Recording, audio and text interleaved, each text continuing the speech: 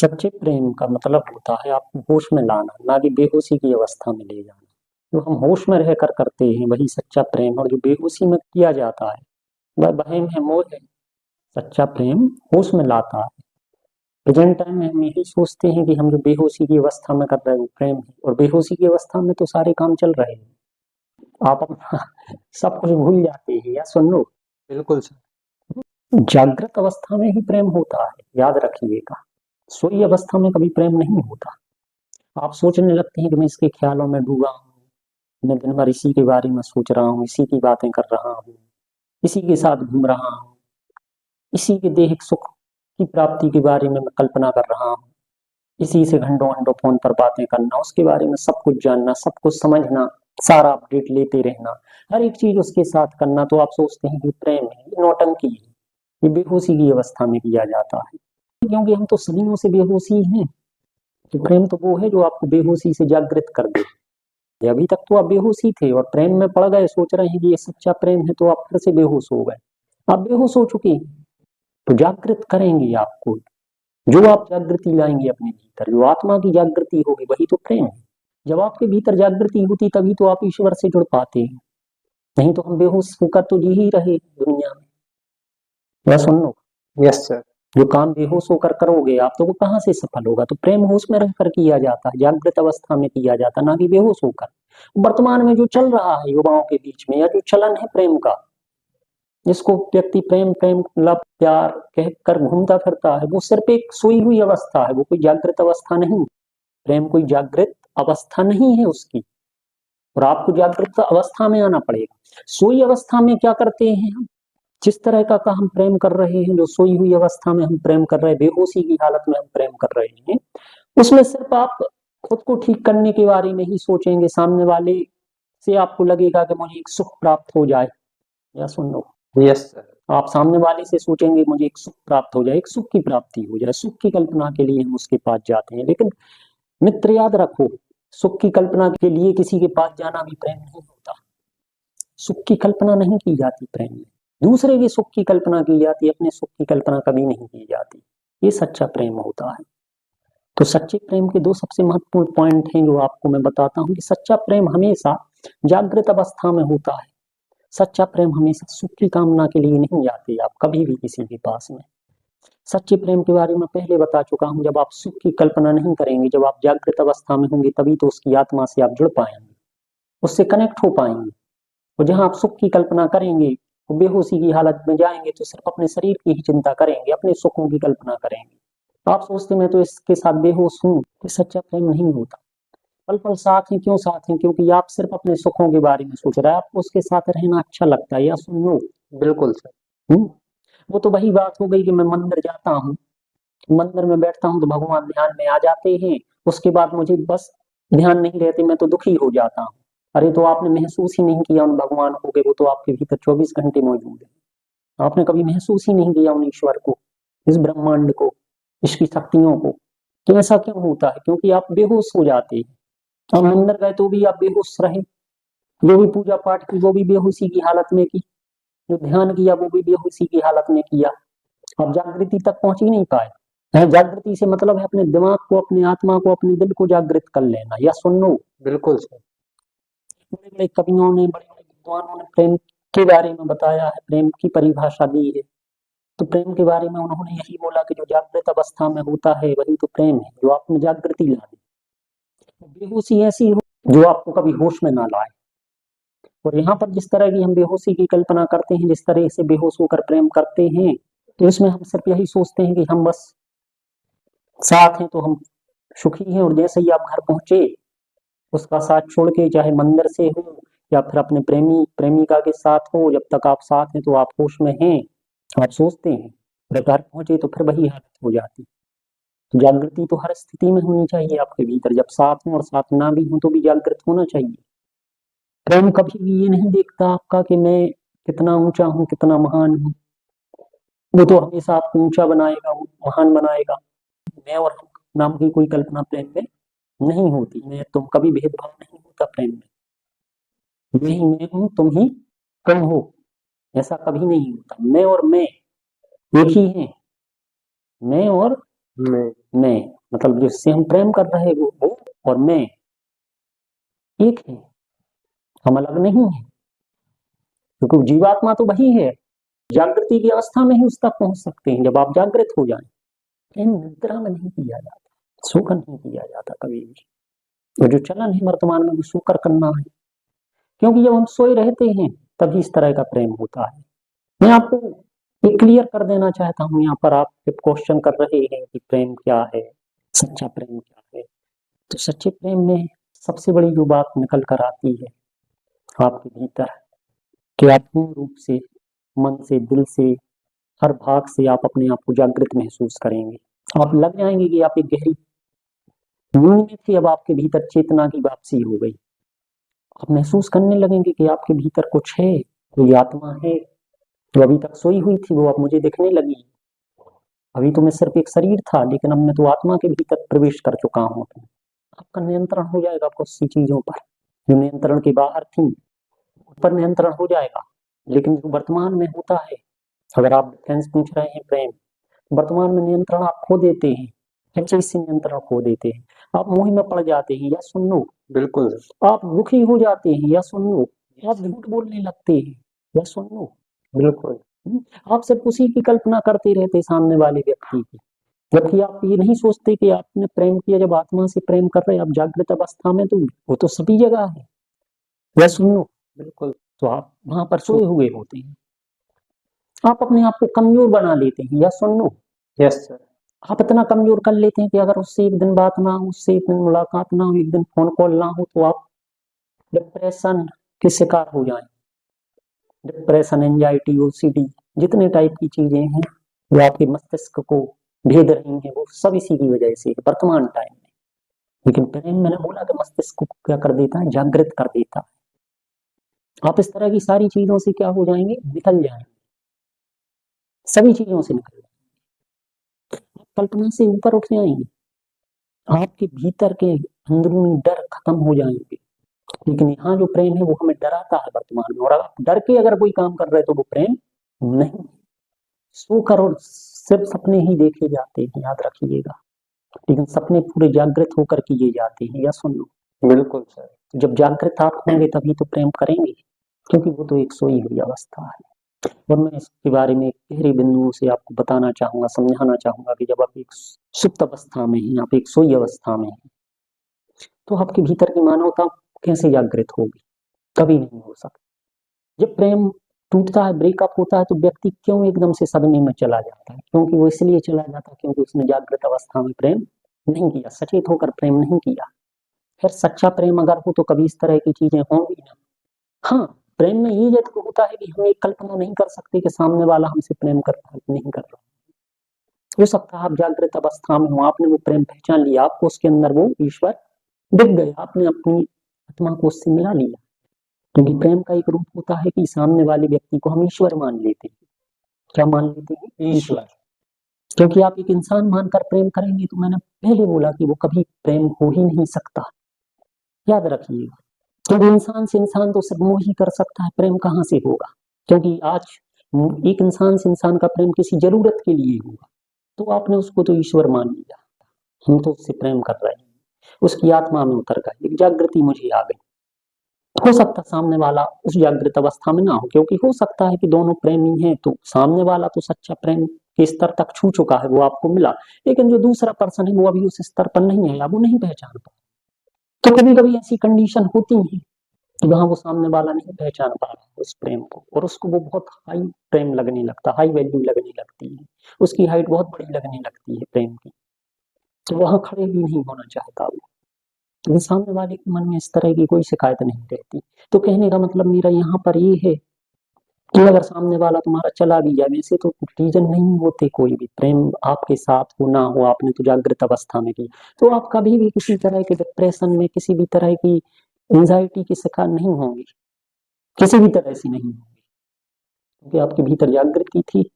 जो जागृत हैं तो उसके प्रेम तो उनके भीतर हमेशा जागृत है। अब आपका प्रेम क्यों रोने लगता, बिलखने लगता है, आप डिप्रेशन में चले जाते हैं, ऐसे ब्रेकअप होते हैं, सामने वाला छोड़कर चला जाता है, क्यों? क्योंकि आप तो बेहोशी की अवस्था में सब कुछ कर रहे थे, या सुन लो। Yes sir. और जब बेहोश होकर किया जाएगा तो आपको वो और ज्यादा बेहोश कर देगा। अब बेहोशी में कर रहे थे और जैसे आपको टूटा, जैसे सपना रहता ना बेटा, जब आप बेहोश होकर कोई सपना देखते हैं और जैसे ही वो टूटता आपकी नींद खुलती है तो आप घबरा जाते हैं कि मैं क्या देख रहा था, यह सुनो। Yes sir. बस सेम प्रेम का होता है कि आप जो कर रहे हैं वो बेहोश होकर कर रहे हैं और जैसे ही वो एक सपना टूटा आपका, आपका भ्रम टूटा, तो आप बेचैन हो जाते हैं कि वो कहाँ चला गया, वो कहाँ चली गई, वो कहाँ गायब हो गई। कहीं नहीं गई, वो वहीं थी वहीं है, प्रेम तो वहीं है, लेकिन आपने बेहोश होकर किया था, नींद टूट गई, प्रेम भी आपका गायब हो गया। थोड़ी देर की माया की जो आई वो निकल गई। लेकिन जब आप जागृत होके करते, जो आपको होश में लाता, जैसे मैंने बोला कि प्रेम आपको जागृति में लाता या होश में आपको लाता, तो आप कभी बेहोश होने के चांस ही नहीं, क्योंकि आप तो हमेशा ही जागृत हैं। मैं तो उसके साथ हूँ तो मैं खो जाता हूँ। सही बात है कि खोना चाहिए, लेकिन खो किस अवस्था में रहे, बेहोश होकर खो रहे कि जागृत होकर खो रहे, ये आप डिसाइड करें। आत्मा के स्तर पर खो रहे, भावनात्मक स्तर पर खो रहे हैं। एक होता भावना में बहकर खो जाना, वो हम सोचते कि प्रेम कर रहे, किसी को देखा और भावनाओं में बह गए। जैसे बहुत समय बाद ऐसा होता ना कि आप किसी अपने परिचित से जिससे आपसे प्रेम है, चाहे आप अपने माता पिता ही क्यों ना हो, हम बाहर स्टडी कर रहे या कहीं पढ़ने गए, या चलो अभी बात आपकी प्रेम पर हो रही तो मैं बात करूंगा गर्लफ्रेंड बॉयफ्रेंड के रिश्ते की ही बात करूंगा, पति पत्नी के रिश्ते की बात करूंगा। तो अब बहुत समय बाद मिलने की बात ऐसी है कि आप किसी और जगह है, वो कहीं और है, मिले या बात हुई तो आपने एक दूसरे को देखा तो आपके आंसू बहने लगे थोड़ा सा देखकर, या सुन लो, बिल्कुल सर। आंसू बहने लगे, थोड़ी सी उसकी न्यूज सुन ली आपने कुछ कि उसको चोट लग गई, उसको बुखार आ गया, आपके आंसू बहने लगे। तो ये आंसू भावनात्मक है कि जागृत है? ये किस टाइप के आंसू है? एक होते करुणा के आंसू, या सुन लो, यस सर। क्योंकि प्रेम आपके भीतर करुणा लाता है। तो एक होते करुणा के आंसू, जब आपके भीतर मन मस्तिष्क में जब हम किसी से गहरा प्रेम करते हैं, तो जब हम उससे मिलते हैं, देखते हैं, परखते हैं, तो वो चीज हमारे भीतर से निकल आती है, प्रेममय होकर निकलना। और ये होता है मोह बस आंसू निकलना। किस बस निकलना? मोह। अरे तुम कहाँ थे यार, बहुत दूर थे, तुम्हारी याद में तो आंसू निकल आए मेरे। और वो आंसू आप जिंदगी भर बहाते रहते हैं। खुशी के आंसू बात अलग होती है, भावनाओं में बहे आंसू बात अलग होती है। इस टॉपिक पर मैं कभी आगे बताऊंगा आपको, दोनों आंसुओं में बहुत अंतर होता है। हम इनको सोचते कि खुशी के हैं, लेकिन वो एक आपकी गहरी भावना के आंसू होते, एक मोह के आंसू होते हैं। तो आपने देखा, आप मिले, आप रोने लगे, क्यों ऐसा हो रहा है आपके साथ में?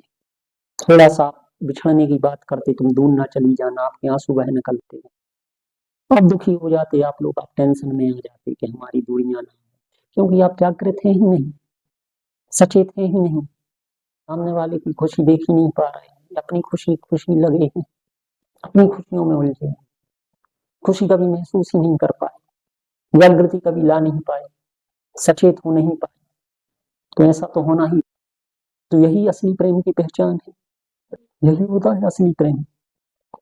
जो मैंने तुम्हें बताया अभी कि आप कितने जागृत हो जाते हैं उसमें, हर तरह से जागृत हो जाएंगे, कितनी अपनी आत्मा के स्तर को उससे जोड़ लेंगे, आपके अंदर भीतर दुखों का भाव कम हो जाएगा, सामने वाले की सुखों की कल्पना आप करने लगेंगे, उसके लिए आप हर एक चीज कर देंगे, उसके सुख के लिए सामने ईश्वर मान लेंगे उसे, यही तो मेरा ईश्वर है।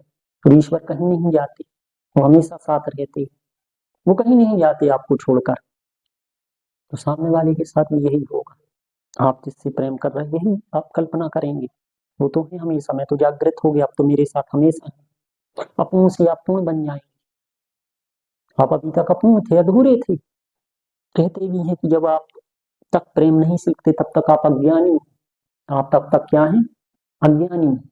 और जिस दिन आपने सच्चा प्रेम सीख लिया तो उस दिन आप सही ज्ञानी बन जाएंगे, क्योंकि वास्तविक ज्ञान किताबों का ज्ञान नहीं होता, वास्तविक ज्ञान होता है जिंदगी को समझना, वास्तविक ज्ञान होता है खुद का अनुभव होना, खुद के बारे में जानकारी होना, खुद को परख लेना, खुद को जान लेना, भीतर बाहर से एक जैसा हो जाना, समस्थिति में आ जाना, जागृत हो जाना। तो ऐसा तो प्रेम ही कर सकता है, और कोई ताकत नहीं है जो आपको ऐसा कर दे, ऐसा परिवर्तन आपके भीतर ला दे। जब आप उस प्रेम के प्रति समर्पित होंगे तो सारी चीजें आपके भीतर ऑटोमेटिक आ जाएंगी। यही सच्चा प्रेम होता है। आप स्वतंत्र हो जाएंगे, कोई बंधन नहीं होगा आपके भीतर।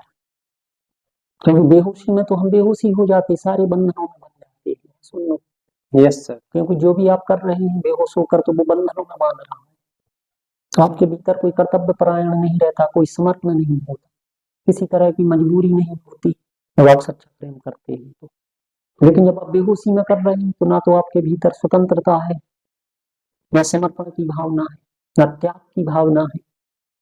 आप त्याग करने से डरते हैं कि सामने वाले को मैं खो ना दूं। या सुन लो, यस मेरी बात को समझिए। अगर मैं वर्तमान एग्जाम्पल से इसको जोड़ूं, तो अगर सामने वाले से आप प्रेम कर रहे हैं, एक छोटी सी उदाहरण के माध्यम से बताता हूँ। सामने वाले से आप प्रेम कर रहे हैं और आपको जब पता है कि सामने वाले की स्टडी इम्पोर्टेंट है, उसका करियर इम्पोर्टेंट है, उसकी जिंदगी में कुछ ऐसी चीजें हैं जो अभी इम्पोर्टेंट है, तो किसी कारणवश अभी आपको उससे बात नहीं करनी चाहिए, कॉल पे अभी नहीं मिलना चाहिए, तो ऐसी कल्पना से ही आप रो देंगे। कैसे चलेगा बिना मिले उस समय के लिए?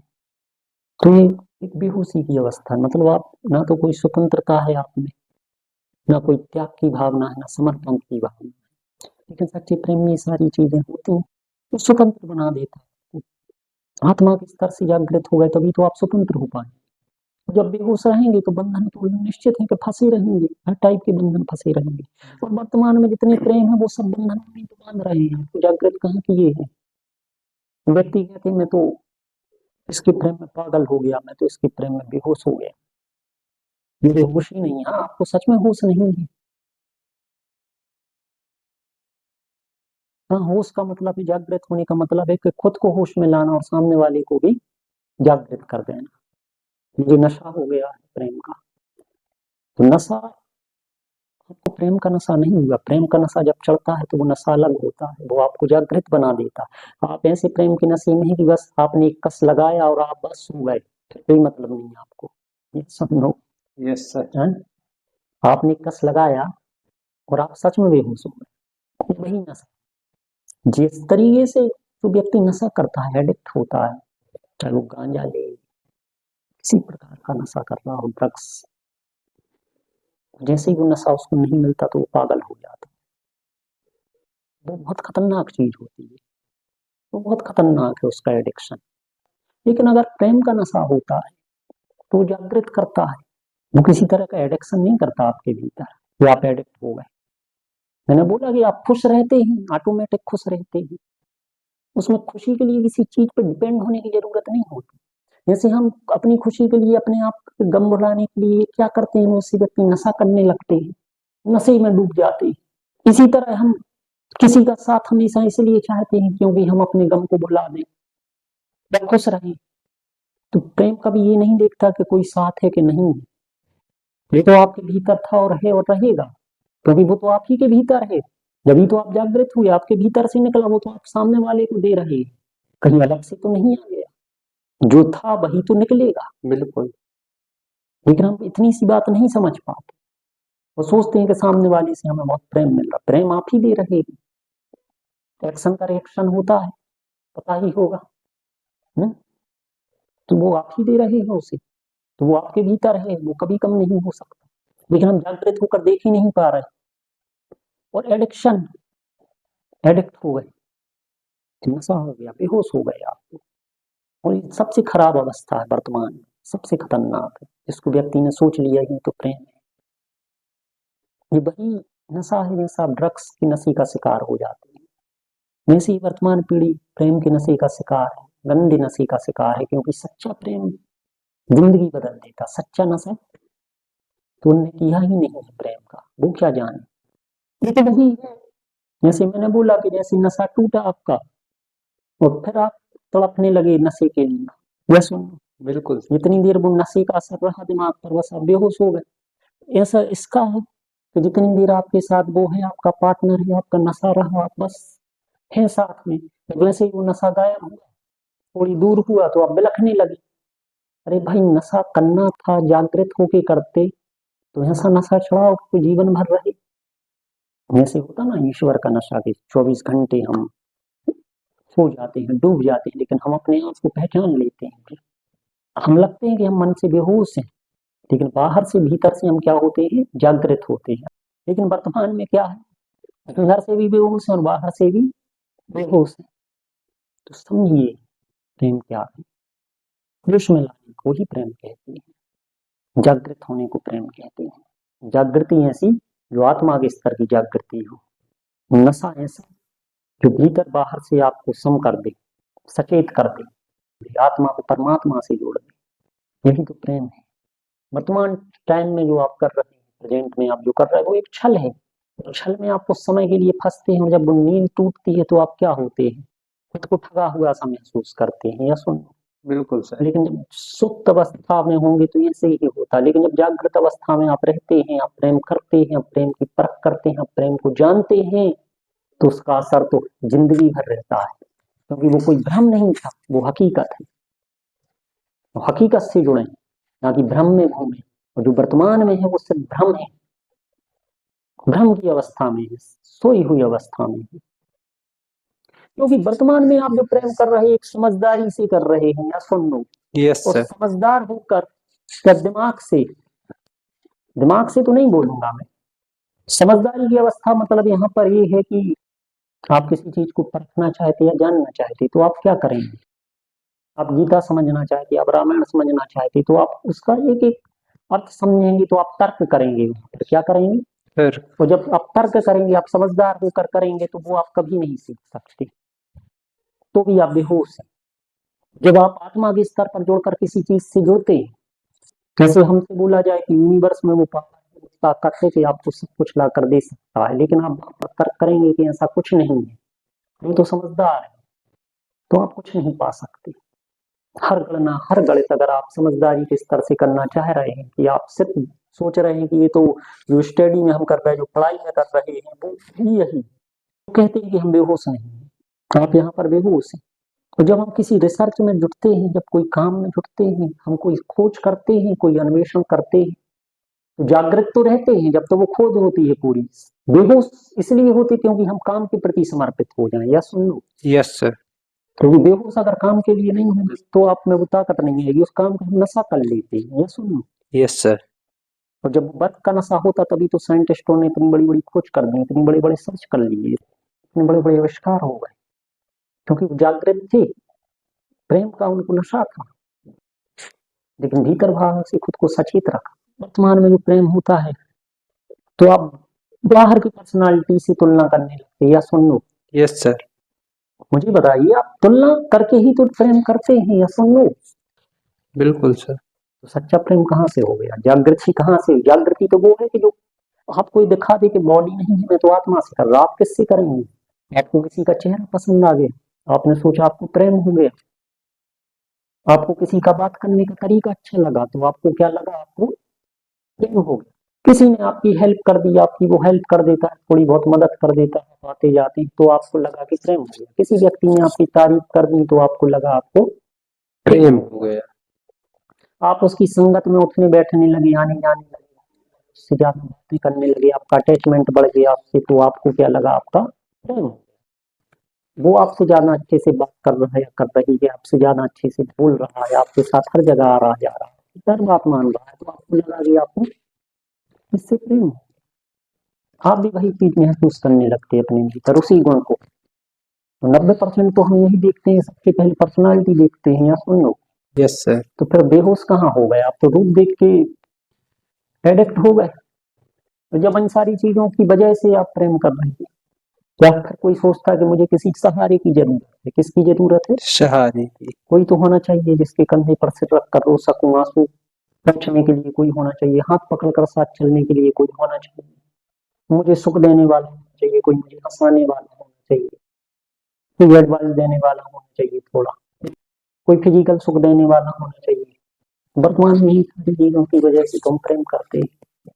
जब देखते हैं कि कोई हमें जागृत करके प्रेम करवा दे, तब देखते हैं कोई मुझे अच्छा इंसान बना दे भीतर से, या सामने वाले की अच्छी पर्सनालिटी हम देखें कि हाँ ये वाकई में एक गुड ह्यूमन है, या कोई हमें अच्छा कर दे, जागृत कर दे, हमारी आत्मा से प्रेम करे, ना हमारे शरीर से करे, ईश्वर मानकर प्रेम करे, सही गलत की मुझे पहचान करा दे, मुझे एक गुड पथ पर ले जाए, एक अच्छे रास्ते पर ले जाए, मेरे अंदर सच्चाई विकसित कर दे, मेरे सारे डर खत्म कर दे, आत्मविश्वास भर दे मेरे भीतर, मुझे ऊंचाई पर ले जाए।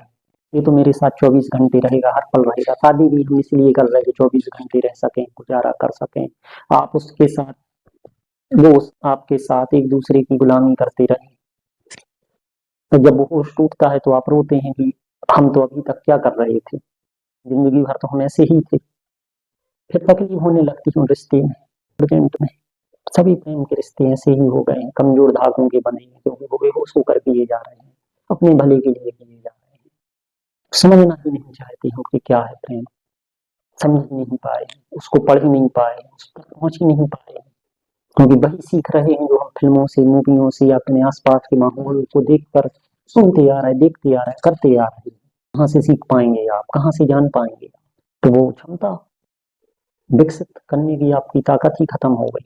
इसलिए तो जब हम इन सारी चीजों की वजह से किसी से प्रेम करते, किसी देह सुख की वजह से, कोई ना कोई अपने स्वार्थ की वजह से ही प्रेम करते हैं, कहीं ना कहीं। तो कुछ नहीं होगा तो सिर्फ खुद को खुश रखने के लिए कि बस इसके साथ रहूंगा तो खुद खुश रहूंगा, ये सुन लो। Yes sir. आप उसके लिए क्या कर सकते हैं? आपने सोचा है कि मैं इसको कैसे रख सकता हूँ, कैसे इसको जागृत कर सकता हूँ, कैसे इसकी आत्मा तक पहुंच सकता हूँ, कैसे इसको बड़ा बना सकता हूँ, कैसे इसके ना होने पर भी मैं कभी गम भी हमेशा खुश रहूंगा। किस तरीके से स्वतंत्रता, त्याग, समर्पण की भावना विकसित होगी, सख्तता होगी, टूटनेस होगा जो गायब हो गया एक्सीडेंट, कभी नहीं सोचती। तो आप कहीं ना कहीं अगर रीजन पर जाते हैं, किसी न किसी से जुड़ते हैं, एक रीजन की वजह से, किसी खास मकसद की वजह से, नहीं है वो प्रेम। कभी चांद जैसे चेहरे में तो खो गया, हाँ इसलिए खो गया कि चांद जैसा चेहरा, अब चांद जैसा चेहरा नहीं होता तो कभी नहीं होता। तो भी इसी के लिए तो गए हैं चांद जैसा चेहरा देखने के लिए, वो खूबसूरती देखने के लिए, रूप रंग की खूबसूरती, आत्मा की खूबसूरती नहीं देखी ना, क्योंकि उस स्तर पर आप जागृत ही नहीं है। मनुष्य को मनुष्यता से ऊपर उठा दे वही प्रेम है, और सिर्फ एक मनुष्य ही रहने दे नॉर्मल, तो मनुष्य से भी नीचे स्तर पर आपको गिरा दे, गिर गए हैं हम, कहाँ से प्रेम है? तो यही बैकअप कॉल है जिंदगी का, और यही सच्चा प्रेम हो जब आप जागृत होकर कर पाएंगे, समझ जाएंगे, निस्वार्थ हो जाएंगे, कोई स्वार्थ नहीं होगा, कोई कंडीशन नहीं होगी। आत्मा की परख हो गई, जिंदगी की परख हो गई, हर स्थिति में खुश रहना सीख लिया, उसको खुश रखना बता दिया, स्वाभिमान की भावना जागृत हो गई, आत्मसम्मान की भावना जागृत हो गई, और सभी जागृतियां सामने वाले में भी कर दी। बाहरी चीज से नहीं, जो अंदरूनी खुशी है, इनर ब्यूटी है, उसको पहचान लिया, अंदर के गुण निखर गए, आपका ऑरा ग्रेट हो गया, आपकी पर्सनालिटी ग्रेट हो गई, आपका व्यक्तित्व निखर गया। तो समझ लीजिए यही आपके लिए सच्चा प्रेम, यही सच्चा, यही सच्चे प्रेम की परिभाषा। बहुत बहुत धन्यवाद।